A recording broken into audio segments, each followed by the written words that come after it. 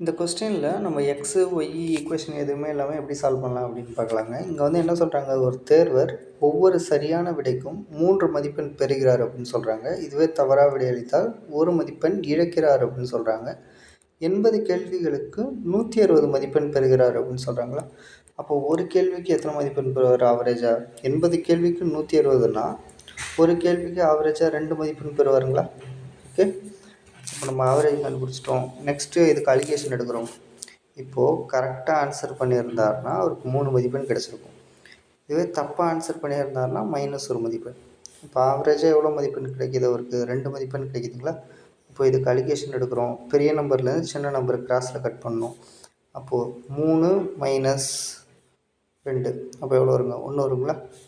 இப்போ இங்கே 2 -1 அப்படிங்கிறப்ப எவ்வளோ வருங்க? 3 வருங்களா. அப்போ டோட்டல் எத்தனை யூனிட் வருதுங்க? 3 + 1 4 யூனிட்டுங்களா. இந்த 4 யூனிட்டு தான் எத்தனை கொஸ்டின் நம்மளுக்கு டோட்டலு 80 கொஸ்டின்களா. அவங்க என்ன கேட்குறாங்க, தவறாக விடையளித்த வினாக்களின் எண்ணிக்கை. அப்போது ராங்குக்கு நேராக என்ன யூனிட் இருக்குங்க? 1 யூனிட்டுங்களா.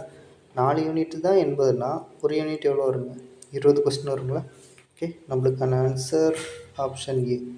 அதே மாதிரி கீழே இருக்க கொஸ்டினுக்கான ஆன்சரை கமெண்ட்டில் மென்ஷன் பண்ணுங்கள். தேங்க்யூ.